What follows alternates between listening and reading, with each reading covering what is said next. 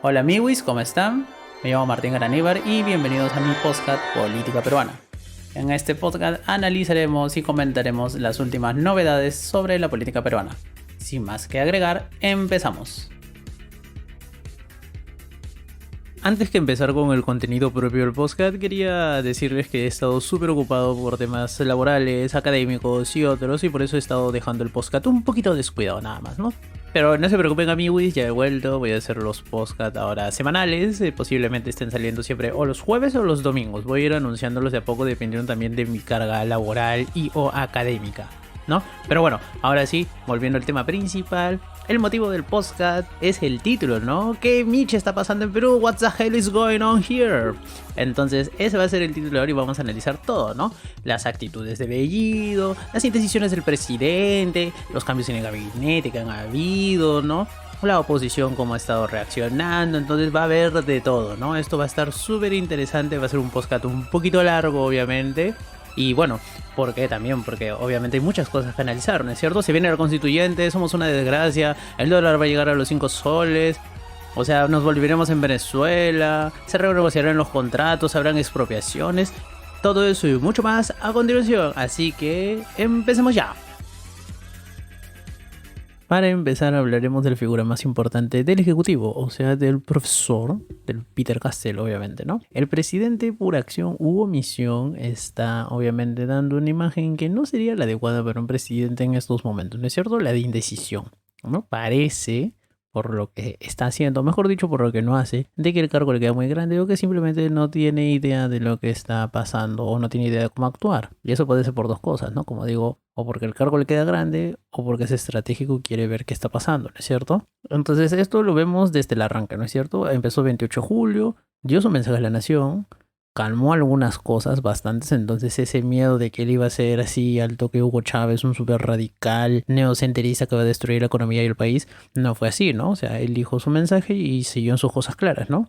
Salud, educación, reforma de la constitución, pero respetando los cauces establecidos en la propia constitución, renegociación de contratos mineros, de regalías, entonces eso sí estaba dentro del plan, obviamente, ¿no? Y lo dijo desde el arranque, desde el 28 de julio, ¿no? La gran sorpresa llegó cuando al día siguiente juramentó a su primer ministro, ¿no? El polémico Guido Bellido. El señor Bellido tiene sus cosas, obviamente, tiene sus antecedentes, tiene sus denuncias por apología al terrorismo, que valgan verdades, en realidad eso no es apología, según una sentencia del Tribunal Constitucional y una sentencia de la Sala Plena de la Corte Suprema, que juzgó justamente un tema del Moadef a Crespo y a otra gente por apología. Sí, es una sentencia ya un poquito vieja, de hace unos 3 años creo más o menos, pero lo que el tío hizo no es apología, ¿no? Aunque a varios les parezca apología.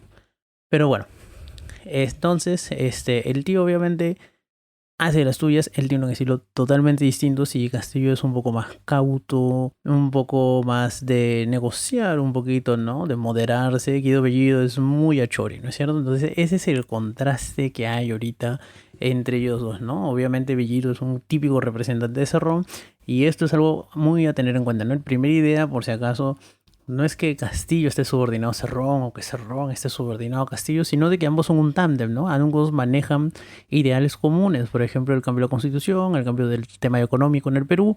Entonces eso obviamente los hace aliados, ¿no? Los hace que sean juntos.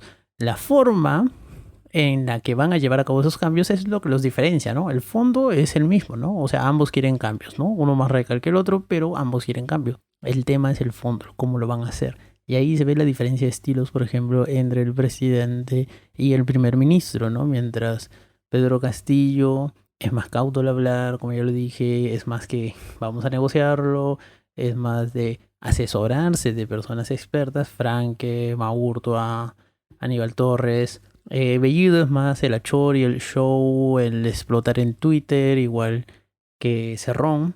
Entonces ahí estamos viendo esas grandes diferencias, ¿no? Y eso es lo que se le critica bastante al profesor, porque obviamente no está haciendo o no pone el orden en casa, ¿no? Entonces, por ejemplo, el tema que es ahora último de moda, ¿no? El tema de la renegociación de contrato del gas de camisea era algo que ya lo habían hablado en campaña. Entonces es algo que literalmente nadie debería sorprender. Está desde el día uno. Lo dijo en su mensaje a la nación también, ¿no? Pero ese mensaje lo sacan porque también algo muy importante que pasó más o menos desapercibido, justamente porque son estrategias que sigue la gente de Perú Libre, por ejemplo, es el tema de Pedro Franque y la renegociación de las regalías mineras. O sea, de hecho, toda la gira que él hizo en Estados Unidos, todas las negociaciones previas que había tenido Pedro Franque a nivel de inversores, a nivel de banca de inversión, a nivel de mismos representantes de las empresas mineras en el Perú, y junto con la gira que hizo en Estados Unidos, eran esa idea, ¿no? Y ya quedó claro, él había explicado las propuestas, él estaba explicando lo que se buscaba, y los inversores como que dijeron, bueno, sí, o sea, es hora de negociar, ¿no? Podemos renegociar esto. Entonces había disposición de ambas partes. Entonces ahí el presidente se estaba dando cuenta de que ministro realmente le estaba funcionando, ¿no? Y que iba en la lógica de, o sea, iba en la dirección de lo que él buscaba, ¿no? Que es generar más ingresos para que con ese ingreso financie el gasto social que obviamente él planea implementar, ¿no es cierto? Entonces ahí es cuando aparece Guido Bellido y dice, a la mierda, voy a mandar de frente, ¿no? Y mandó el tweet, por ejemplo, ¿no? El de renegociemos camisea o si no, los nacionalizamos, ¿no? Para él nacionalización es igual que expropiación, ¿no? En realidad son dos conceptos distintos, pero mucha gente los confunde y él también los confundió, obviamente, ¿no? Y ahí empezó todo el balondre. Y obviamente la gente se olvidó de toda la chambaza que estaba haciendo Pedro Franque, ¿no? Pero eso es parte de la estrategia, obviamente, ¿no? De llamar la atención, de captar eso, ¿no? De agitar las contradicciones, ¿no es cierto? Y eso también nos va a llevar a la siguiente parte que lo voy a explicar más adelante, pero obviamente siempre la actitud de Bellido, por ejemplo, es la de provocar, ¿no es cierto? Porque habla en quechua, porque dice tal cosa, porque visita a tal persona, porque hace un tweet, porque renegocia lo de camisea.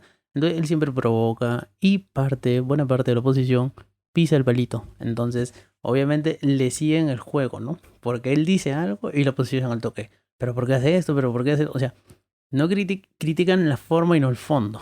Entonces ahí le están haciendo un favor a esa gente de Perú Libre, obviamente a Cerrón, a Guillo Bellido y a todos esos radicales. Les están haciendo un favor, ¿no es cierto?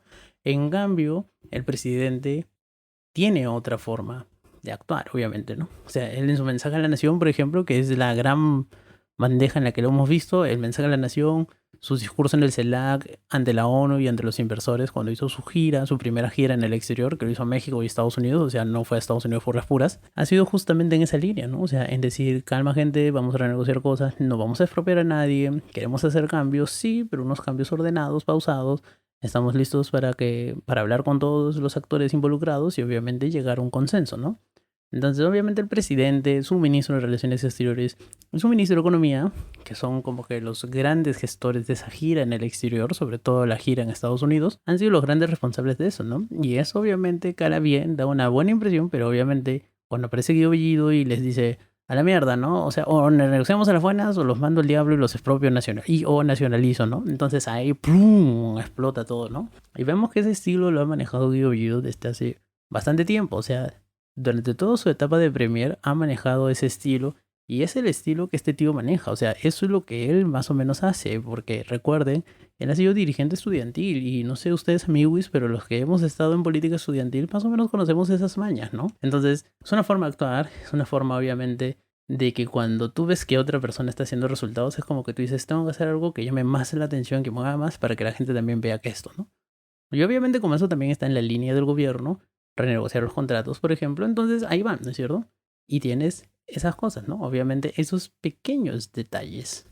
Y en esa línea de Guido Bellido, por ejemplo, también está el ministro de Trabajo, que ha sido súper polémico, o estaba el anterior canciller también, ¿no? Que también tenía sus declaraciones y sus ideas, y obviamente el tío estaba buscando patadas que lo voten, obviamente, ¿no? O sea, eso estuvo súper claro, eso estuvo súper fijo desde el minuto uno, de que el brother como que asumió, sí, pero no le gustaba, más o menos, entonces, obviamente no quería estar ahí, lo hicieron mierda, obviamente, también la oposición, entonces también la oposición pisó el palito, obviamente, ¿no? Con la designación de Bellido, con la designación del primer canciller, con la designación del ministro de Trabajo, ¿no?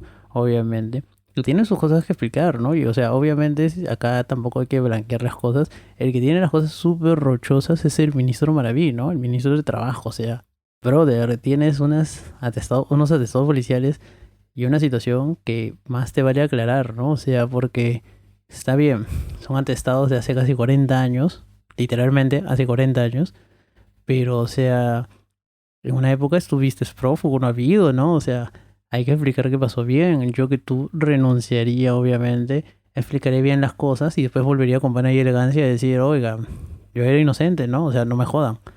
Pero bueno, este ministro obviamente tiene otras cosas, lo van a interpelar en estos días, entonces veremos qué pasa y si obviamente el chongo continúa, ¿no es cierto? Pero ahí vemos dos estilos, ¿no? Por un lado podríamos ver el presidente más ministros centrados, por así decirlo, y por otro lado la gente de Perú Libre, ¿no? Que obviamente tiene su estilo, su agenda, sus formas de hacer las cosas, mucho más confrontacional, van más directo, obviamente, al choque, buscan la reacción fuerte de la oposición, la consiguen generalmente y obviamente eso al final juega a su favor. O sea, eso también explica, por ejemplo, en parte de cómo, salvo en Lima, porque Lima siempre es la excepción en todas estas cosas, en todas las encuestas, la aprobación tanto del primer ministro como del presidente, sobre todo la del presidente, está subiendo últimamente, ¿no? En vez de bajar, sube, con la excepción de Lima, porque en Lima obviamente este dúo está jalado y con Roche, ¿no? Obviamente. En provincias sí la cosa está más pareja, ¿no? O sea, también dependiendo de la zona de provincias, pero está mucho más pareja. Y obviamente la aprobación es mayor que la desaprobación. Por eso digo, salvo en Lima, que están hasta el culo, ellos les va relativamente bien, ¿no? Relativamente. Y ahí está ese gran detalle, ¿no? Dentro del Ejecutivo son esas contradicciones entre la forma, entre el discurso y la acción, ¿no? Obviamente, entre las cuestiones formales y las cuestiones de fondo, obviamente, ¿no? O sea, en las cuestiones formales sí difiere mucho, en las cuestiones de fondo sí andan de acuerdo, porque por ejemplo, volviendo al tema de Camisea, que es el que está de moda ahorita, obviamente, la forma no es la adecuada, ¿no? De hecho, entre las declaraciones de Bellido y los tweets de Bellido, que diga, y los tweets del presidente, se dan cuenta que hay diferencias entre la forma, pero el fondo es el mismo, ¿no es cierto? Que se busca renegociar el contrato para, en teoría, nacionalizar, entre comillas, el gas natural, ¿no? O sea, que esté más a los intereses de las grandes mayorías, ¿no? Masificar el uso del gas. Pero obviamente, ¿cómo obtienes eso? Renegociando.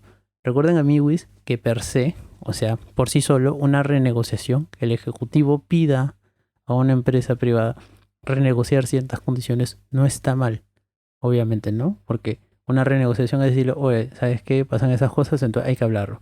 Pueden hablar y llegar a un acuerdo, o no pueden hablar y no llegar a ningún acuerdo, ¿no es cierto? Eso es parte, porque una cosa es tratar de renegociar y otra cosa es renegociar efectivamente, no sea que la negociación conduzca a algo. Pero obviamente los tweets de Bellido, obviamente te van a otra dirección como diciendo renegocia mierda o si no atenta a las consecuencias, ¿no? Y por eso les decía que ese tío tiene un típico discurso de dirigente estudiantil, o sea, esto yo lo he visto un montón de veces y es como que, o sea, olvídalo, ¿no? Las negociaciones en estos, cuando ya tienes un alto cargo dentro del Estado, son diferentes a cuando ya eres un dirigente social, o un dirigente estudiantil, ¿no?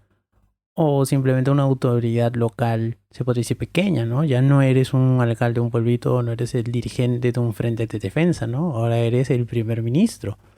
Y en teoría eres de las más altas autoridades del Estado, ¿no? O sea, presidente del Congreso, presidente de la República, primer ministro, vas a ese nivel, ¿no? O sea, estás en una jerarquía súper alta. Entonces hay que también obviamente saber negociar y jugar bien tus cartas, ¿no? Bellido, no le estás haciendo bien por si acá, entonces la está cagando, amigo, la estás cagando. Nadie muestra sus cartas al inicio, o sea, pero bueno, es tu forma de negociar. No sé si te funcionará, pero bueno, es tu forma, ¿no? Es tu estilo, ya va acá.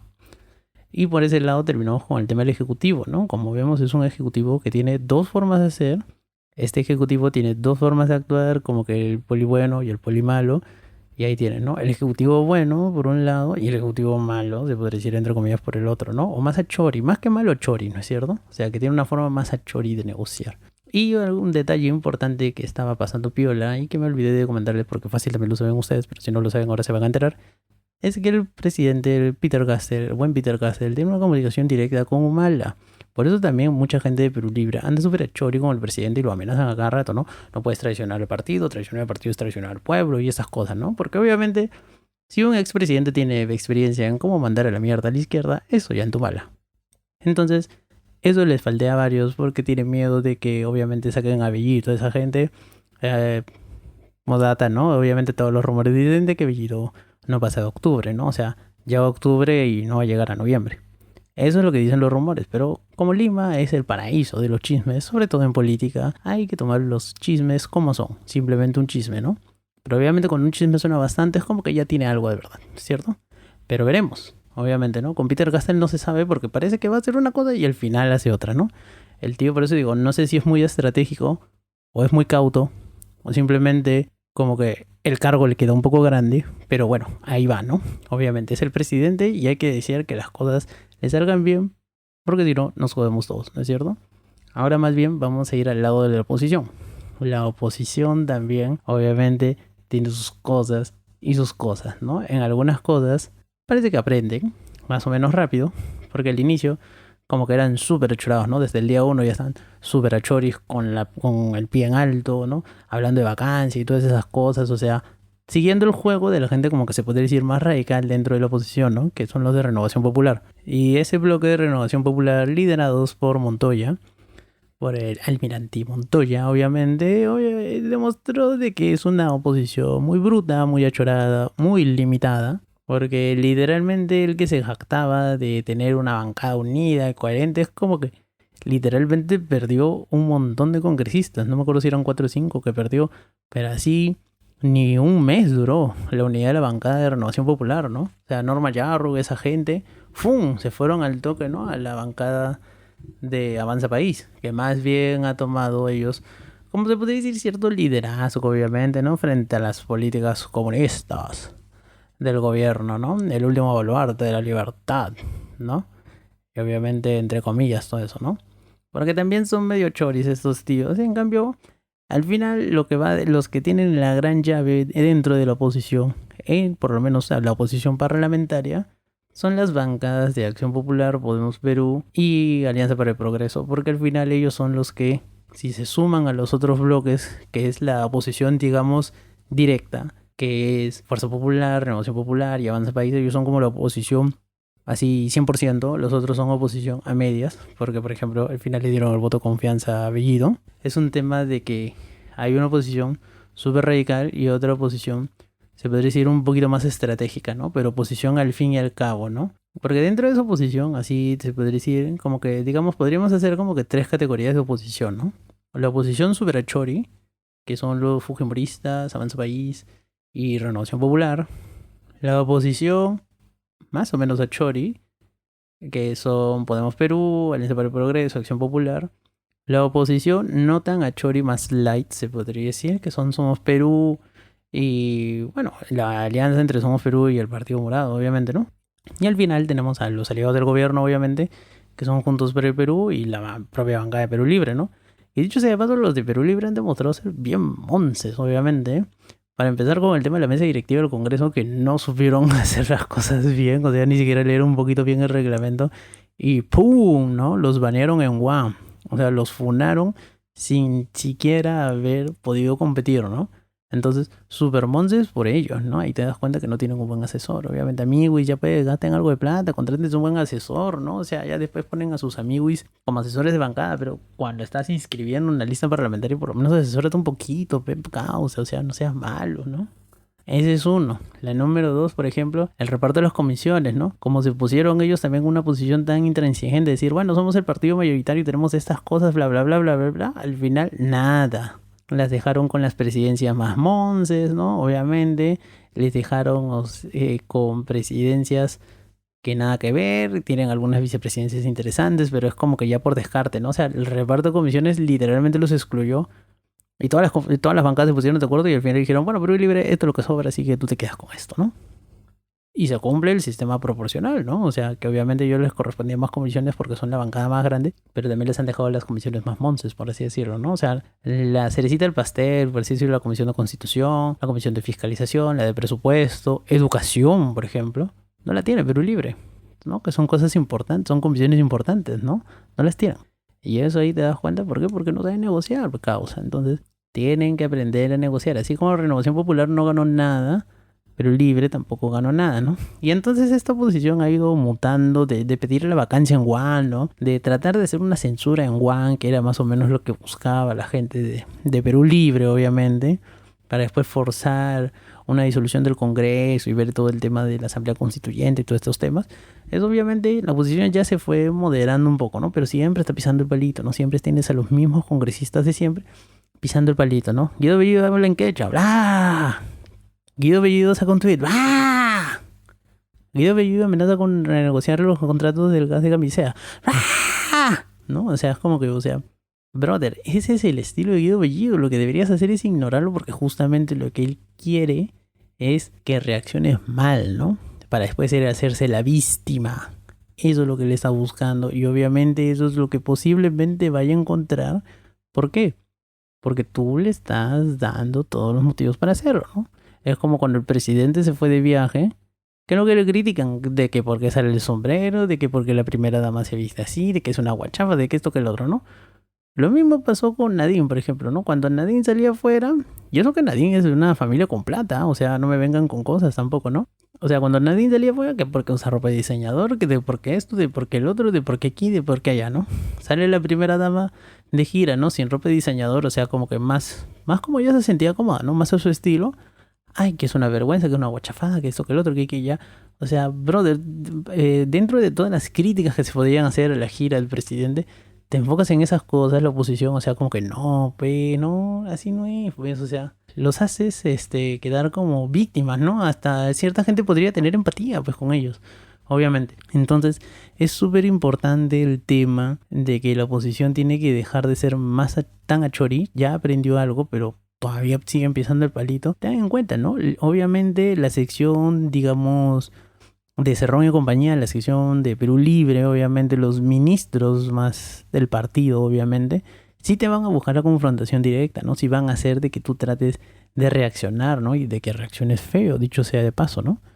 Y eso es lo que ellos buscan, obviamente, buscan la reacción fea para hacerse la víctima y decir, ay, mire, malditos, cómo no me dejan trabajar así, ¿no? Son unos malditos racistas. Porque ahora, claro, también, ¿no? Cuando eso es una crítica a la gente de Perú Libre, eres un racista y esas cosas, ¿no? Tampoco. O sea, hay ministros que tienen críticas, obviamente, por temas de gestión, por temas de antecedentes, ¿no? Y hay otras críticas que no tienen nada que ver, obviamente, ¿no? Hay que saber diferenciar esas críticas. La oposición, o parte, mejor dicho, la oposición aprendió de que no se tenía que subir al carro de los achoris y se bajaron al toque, ¿no? Más estratégico, caletas también. Ha sido la gente, de, por ejemplo, de Acción Popular o de Alianza para el Progreso, ¿no? O los mismos de Podemos, ¿no? En algunas cosas apoyan al Ejecutivo, otras cosas no las apoyan, ¿no? Entonces, esta gente más caleta, pasa piola, normal. Entonces, una oposición más o menos estratégica, ¿no? Se podría decir, más o menos estratégica, por lo menos mucho más estratégica que la oposición más radical, ¿no? Como de Renovación Popular, ¿no? Avanza País también, obviamente, ¿no? Ahí tienes a las dos grandes figuras de Avanza País, ¿no? Cabero y Tudela, que bueno, son una fábrica de memes, ¿no? Una gran fábrica de memes porque esta oposición a veces da risa, ¿no? En otras cosas sí tienen obviamente puntos importantes, pero no. O sea, por ejemplo, el tema del gas de camisea, ¿no? Que es el que está de moda en estos últimos días, ¿no? Como diciendo, no, somos el último baluarte de la defensa de la democracia, la libertad y la propiedad privada. Brother, van a renegociar un contrato, o sea, no van a expropiar, ¿no? Y aparte para expropiar tienen que hacerlo por ley del Congreso. Aunque ellos quisieran expropiarlo, no podrían, obviamente, ¿no? Y si lo hacen y son tan brutos de hacerlo, porque de hecho sí me creo que podrían hacerlo así, que lo hacen por decretazo, le dan la excusa perfecta para vacarlos, para censurarlos y después para vacar al presidente, ¿no? Por una gran infracción a la Constitución. O sea, te lo estarían regalando en bandeja de plata, ¿no? Oposición. Y por eso digo, o sea, son medio brutos, pero no creo que tanto. Me refiero a la gente de Perú Libre, ¿no? Los ministros de Perú Libre. Son bastante choris, son bastante confrontacionales, son bastante cerrados, dogmáticos, poco al diálogo, pero tampoco son brutos. Por algo han ganado, accidentalmente, pero han ganado una elección, ¿no? Por algo han ganado una elección. Entonces eso es algo a tener en cuenta, ¿no es cierto? Y dentro de todo este ruido, obviamente, que hay dentro del gobierno y la oposición, obviamente vamos al tercer punto, ¿no? Al tema de la economía, obviamente, ¿no? Porque en el tema de salud, que podría decirse que es un punto que lo voy a pasar más o menos rápido, ¿no? Porque el tema de salud, las cosas van bien, obviamente, ¿no? Se está vacunando a un buen ritmo. De hecho, hay regiones que ya tienen vacunada prácticamente toda la población diana, o sea, la población adulta. Ya tiene por lo menos una dosis. Entonces algo súper importante. Ahorita a nivel nacional se está vacunando a los mayores de 21 años. Entonces eso es algo súper chévere. El gobierno ha cerrado contratos. O sea, ha seguido la línea. La ventaja acá es que el gobierno actual ha seguido la línea dejada por el gobierno anterior, ¿no? Han seguido con el tema de la campaña nacional de vacunación. Han seguido con la misma estrategia. Han cerrado nuevos acuerdos con vacunas. Obviamente, han llegado un montón de vacunas ahora último, sobre todo la Sinopharm, que es la vacuna con la que están vacunando mayoritariamente ahora. Y, por ejemplo, las vacunas de Pfizer siguen más o menos en el estándar, ¿no? De que llega más o menos el número estándar que había dejado Sagasti, ¿no? Entonces, eso es algo bueno, ¿no? La estrategia nacional dentro de la campaña de la vacunación del COVID está funcionando bien, está avanzando bien, ¿no? Las vacunatones, los vacunafest han empezado en su puta madre, han estado súper chéveres, la gente ha toneado, se han vacunado un montón de gente y a pesar de todas las campañas de información, la gran mayoría de peruanos se está vacunando, ¿no? Eso es algo súper importante y es muy bueno porque eso también va a ayudar al tema que habíamos empezado, ¿no? Porque esto de la salud es un paréntesis, ¿no? El tema de la economía, ¿no? Obviamente, a más vacunados, mayor reactivación económica porque se pueden volver a más o menos la normalidad y actividades no esenciales, ¿no? Y entonces van a haber mayor aforos y si hay más aforos va a haber más gente consumiendo y si hay más gente consumiendo va a haber más demanda. Si hay más demanda va a haber más oferta y entonces así ya es un círculo vicioso, ¿no? Pero lo importante acá también en el tema de la economía es que todo este tema de la crispación política que hay actualmente, ¿no? Porque no podemos negarlo, ¿no? Hay una crispación política, el tema, por ejemplo, es muy palpable, sobre todo en Lima, es como que el tema de la oposición y obviamente eso hay que tenerlo en cuenta y es algo súper importante porque Moody's rebajó la calificación de la deuda peruana y lo hizo porque cumplió una amenaza que había dado más o menos en un informe en mayo, ¿no? En el que ya advertía de que desde el año pasado, obviamente, había mucho ruido político, había mucha incertidumbre política, había una confrontación directa entre el ejecutivo y el legislativo y obviamente esa confrontación era perjudicial para la economía porque no daba una buena imagen a los inversores y hacía de que las decisiones económicas se tomaran más lentamente. Y obviamente ellos advirtieron desde mayo de que si eso continuaba así, se iba a bajar la calificación crediticia, ¿no? Cosa que al final pasó, ¿no es cierto? Nos bajaron un rango, amigos. Sí, no es culpa enteramente del gobierno, no. ¿Viene de antes? Sí. ¿Que ha contribuido este gobierno y este parlamento a que ocurra esa baja en la calificación? También es una responsabilidad compartida. O sea, de los dos, pues, no es de uno solo. Y eso es algo que tener muy en cuenta, ¿no? El otro gran tema es el tema del dólar. El dólar es una moneda. Bueno, la depreciación del dólar es un fenómeno global, eso sí es verdad, ¿no? O sea, cuando el gobierno dice de que es culpa de o sea, no, es algo que no pueden controlar, es parcialmente cierto, ¿no? Porque, o sea, la devaluación del dólar es un tema mundial, ¿no? Muchas monedas de economías emergentes, por si acaso en Perú es una economía emergente según los estándares que utiliza el Banco Mundial. Muchas economías emergentes han tenido fuertes devaluaciones, o sea, muchas monedas nacionales en economías emergentes han tenido una fuerte devaluación, ¿no? Por ejemplo, el peso chileno, el peso colombiano, el real brasileño, el dólar de Sudáfrica, ¿no? Monedas en economías del sudeste asiático también.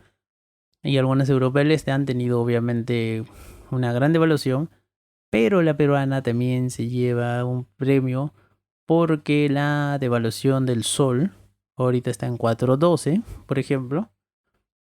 También se debe a factores internos, ¿no? La mitad de esa devaluación se debe prácticamente a factores internos, a inestabilidad interna, inestabilidad política interna, obviamente, y también a estos anuncios, ¿no? Medio raros que tiene el ejecutivo, por eso decía, ¿no? Del policía bueno y policía malo del ejecutivo, ¿no? Esos mensajes se podrían ser a veces hasta contradictorios, ¿no? Entre que el presidente diga una cosa y su primer ministro diga otra, o que el ministro de Economía haga algo y después salga otro ministro a decir otra cosa, son temas contradictorios. Pues entonces, digamos, esta falta de articulación en el discurso dentro del Ejecutivo o de que el presidente no decida tomar cartas en el asunto, no sea tan activo y deje de que sus ministros al final se pongan de acuerdo, saquen comunicados y al final como que traten de todos aparentar seguir una misma dirección, es lo que perturba a varios inversionistas, a muchos empresarios, y a fondos de inversión, ¿no? Entonces eso es lo que al final hace de que la gente obviamente esté palteada y diga, no, parece que esto va a ser así, parece que esto va a ser así. Obviamente también hay un factor local, sobre todo limeño, de exageración de cosas, obviamente, ¿no? Eso no lo vamos a negar, ¿no? O sea, ya hay mucha gente en la oposición también, o sea, hay una oposición, se puede decir, más o menos responsable, que son unos cuantos analistas, pero la gran mayoría de la oposición ya es como que, o sea, te califican al gobierno de filoterrorista, ¿no? Y obviamente ya te dicen que Sendero Luminoso está gobernando, de que Cerrón es el verdadero presidente, y o sea, gente, calma, ¿no? O sea, ya, sí, hay ministros con cuestionamientos por tema de terrorismo, como ya lo he dicho, Maravilla es el que tiene las cosas más pendejas, obviamente, ¿no? Él sí debería renunciar hace bastante tiempo, ¿no? Cuando salió esos temas, debe haber renunciado, ¿no? Pero él sigue ahí. ¿Y por qué sigue ahí? No lo sabemos, ¿no? Obviamente. Se puede especular mucho, pero en realidad no lo sabemos. Y bueno, al final el que tiene el último hablar es el presidente y él es el que decidirá si lo vota o no lo vota, ¿no? Pero mientras tanto, sigue ahí, ¿no? Salvo que el Congreso lo censure. Pero bueno, él es uno, por ejemplo, Bellido es otro, ¿no? Por ejemplo, pero cuando pasó, por ejemplo, el tema de que se murió Abimael Guzmán, se cambió la ley, se incineró el cadáver y nadie sabe dónde están las cenizas del genocidio más grande que ha producido la historia peruana, la historia republicana peruana. Y eso fue obra del Ejecutivo, ¿no? O sea, el Ejecutivo, o sea, el Congreso saca una ley, el Ejecutivo no la observa, aplica esa ley. Salieron los informes del ministro de Justicia también, que es un ministro muy bien valorado, ¿no? Aníbal Torres, el doctor Aníbal Torres. Y obviamente estas cosas pasan, ¿no? Y pasó así y las cosas no fueron como decían, ¿no? De que era un homenaje a los terroristas, todo eso, ¿no? Tienes obviamente también mucha, congresistas, digamos que nostálgicos o que han romantizado un poco la lucha popular, se podría decir, la época del terrorismo, entonces como que bueno, ahí no, pero la posición coherente de la bancada y de hecho el discurso oficial del Estado, porque fue parte del discurso que dio Pedro Castillo ante la Asamblea General de Naciones Unidas, es la de condena unánime a todas las formas de terrorismo, ¿no? Y la colaboración con Naciones Unidas y el Comité Especial de Lucha contra el Terrorismo, ¿no? Que está a nivel de Naciones Unidas, ¿no? Y ellos apoyan eso y obviamente Castillo en su discurso dijo que el Perú sufrió terrorismo y que más o menos tiene experiencia y por eso apoya todas las formas de lucha contra el terrorismo. Entonces, ese es el discurso oficial, obviamente, ¿no? Y ese discurso oficial se ve reflejado en algunas actitudes. Y eso es lo que está pasando ahora, ¿no? Entonces tienes eso, obviamente, ¿no? Pero igual, en el tema de la economía, como digo, estos mensajes contradictorios a veces entre lo que dice el presidente, lo que hace el presidente durante una gira o lo que dice en algún discurso oficial y lo que hacen o dicen o tuitean más que nada sus ministros y Cerrón es lo que genera mucha incertidumbre. Y esa incertidumbre obviamente se refleja en la economía y obviamente la economía que nos hemos recuperado bastante, sí, obviamente, ¿no? Porque también, bueno, después de una gran caída viene una gran recuperación. Eso es un clásico de economía, ¿no? Pero que ese crecimiento sea sostenible, ahí está, ¿no? El tipo de cambio, obviamente, está afectando a mucha gente, ¿no? O sea, pasamos de una moneda de que estaba en 3.50, 3.60 a 4.10, 4.12 creo que quedó el día de hoy, ¿no? 29. Entonces, estamos viendo eso y obviamente eso juega en contra de la economía, obviamente, ¿no? Un tipo de cambio alto no genera mucha confianza, obviamente, ¿no?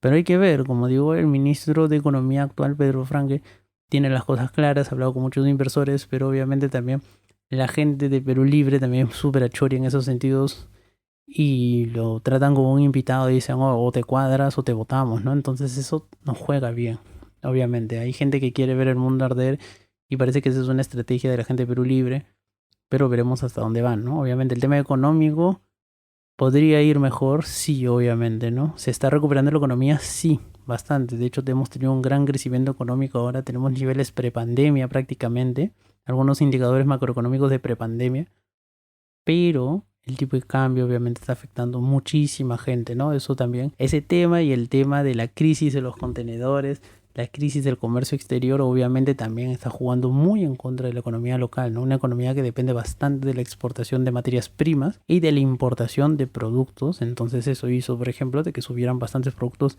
de canasta básica, ¿no? De primera necesidad, por ejemplo, ¿no? Y obviamente esa crisis no es achacable a ningún gobierno, ¿no? O sea, ni siquiera a la inestabilidad política, ¿no? Y es un tema de comercio mundial, ¿no? De restricciones. Es una consecuencia, una crisis económica derivada de las restricciones al comercio marítimo internacional que se impuso por el tema del COVID, ¿no es cierto? Porque no es que falten contenedores, sino de que muchos contenedores que generalmente estaban en movimiento se quedaron en varios puertos y no se han podido mover, ¿no? Ese es el resumen así de 30 segundos de la crisis de los contenedores y cómo afecta el comercio mundial en muchos factores. Esto no es una crisis que afecte solamente a Perú, ¿no? Está afectando a muchísimos países del mundo. Los fletes de comercio han aumentado muchísimo. Los costos asociados al transporte marítimo también están subiendo muchísimo y es una crisis que podría durar años, ¿no? Eso lo advierten bastantes analistas económicos. Entonces, no vengan con el floro de que eso está subiendo por coyuntura o por temas de Castillo, ¿no? Es una mezcla de ambas cosas, ¿no? Por eso digo, cuando el gobierno dice de que el dólar o algunas cosas han subido porque es pura crisis internacional, es parcialmente cierto, ¿no? La otra mitad, una mitad es temas exteriores y la otra mitad es netamente política interna, ¿no? Entonces, obviamente hay que aprender a ponernos de acuerdo, a bajar los decibeles, obviamente, a toda esta crisis política, porque nos guste o no nos guste, seguimos en crisis política, obviamente. Y en la otra gran batalla que se viene ahora último, o más que el tema de la Asamblea Constituyente, porque eso todavía tiene para largo. O sea, primero tienen que juntar firmas tanto los que quieren la Asamblea Constituyente como los que no quieren la Asamblea Constituyente para que después estas cosas se vean vía referéndum, porque al final todo esto se va a resolver vía referéndum. Y ahí se decidirá si se quiere una nueva constitución o no vía asamblea constituyente. Pero el tema importante ahorita va a ser el tema de los presupuestos, ¿no? El presupuesto nacional, ¿no? El presupuesto del 2022. Esa va a ser una super batalla. Y ahí se va a ver el margen de negociación del gobierno, ¿no? Entonces vamos a ver si los de Perú Libre, la bancada me refiero, los congresistas de Perú Libre, han aprendido la lección de la instalación de la mesa directiva y el tema de reparto de comisiones y saber negociar. También veremos si la oposición va a seguir siendo tan cerrada y dogmática o han aprendido o simplemente van a negociar, ¿no? Lo ideal sería que negocien, que saquen unos presupuestos un poquito para todos, ¿no? O sea, que vayan en la línea del gobierno, pero que tampoco cedan y sea un despilfarro de gasto público, porque tampoco podemos manejar esto, pero yo tengo bastante confianza en el ministro de Economía, en Pedro Franque. O sea, desde hace tiempo Pedro Franque está demostrando de que por lo menos tiene las ideas claras de que va a hacer las cosas bien y que está negociando con empresarios, ¿no? Por ejemplo, el tema también de los cambios de las reglas en el tema de las regalías mineras o la renegociación de regalías en el tema del gas natural de Camisea, también pueden ser un efecto y pueden tener un efecto positivo porque al aumentar los ingresos por recaudación, obviamente también se puede financiar mejor un gasto público en el presupuesto, en los presupuestos futuros, ¿no es cierto? Pero obviamente ya estamos ahí entrando al tema de la especulación, ¿no? O sea, al tema de qué pasará, lo negociarán, lo harán bien, se llegará a un acuerdo o no, obviamente, ¿no? Entonces son temas a ver, ¿no? Y bueno, amigos, ese ha sido el podcast de ahora. Como le dije, era un podcast un poco largo, creo que va a llegar a los 40 minutos. Y nada, ¿no? Más bien vuelvo a reiterar mis disculpas por haber estado desaparecido, porque entre chamba, que he tenido chamba hasta para regalar, con decir que que me han comprado las vacaciones, o sea, con eso les digo todo, con harta chamba que he tenido y con un montón de temas de estudios también que he tenido, entonces no he tenido mucho tiempo, ¿no? Para estar posteando cosas o saltando podcast más a menudo, ¿no? Pero ahora ya las cosas están más controladas, obviamente septiembre siempre, por lo menos en estas tierras, es un mes con mucha actividad económica, entonces he tenido harta chamba. Y bueno, ¿no? Ahora ya que ya terminó el mes, que ya estamos más relajados, es como que voy a sacar, como les he dicho, podcast ya, un podcast semanal, ¿no? Esa es la idea, ¿no? Generalmente o saldrá los jueves o el domingo, ¿no? Eso ya lo vamos a ir viendo. Ahora, yo creo que por ahora simplemente va a ser de acá al, ¿cómo se llama? Lo voy a sacar ahora que es jueves. Y ya el próximo jueves será el otro podcast, ¿no? Serán los jueves de podcast política peruana. Y nada, espero que les guste este macro resumen, se podría decir, de los meses de ahí de la presidencia, una presidencia errática, obviamente, una presidencia que podría haberlo hecho mejor, una oposición que también podría hacerlo mejor, una economía que podría ir mejor, pero obviamente por acciones u omisiones de ambos bandos es que estamos como estamos, ¿no? Un dólar a la alza y con una economía que no termina de despegar del todo y con una baja en la calificación crediticia, ¿no? Porque en temas de política, bueno, seguimos en crisis. Desde ese tiempo la crisis continúa y esperemos, por el bien de todos, que tanto el gobierno como la oposición se sienten, dialoguen y lleguen por lo menos a un consenso de mínimos, ¿no? Y bueno, eso es todo, ¿no? Espero que las cosas salgan bien. Ya viene un nuevo mes, ¿no? Ya estamos entrando el último trimestre del año, octubre, noviembre, diciembre. Veremos qué pasa, ¿no? ¿Qué iniciativas legislativas se aprueban y todas esas cosas, ¿no? Y bueno, eso es todo, amigos. Espero que les haya gustado el podcast. Y nada, cuídense. Bye bye.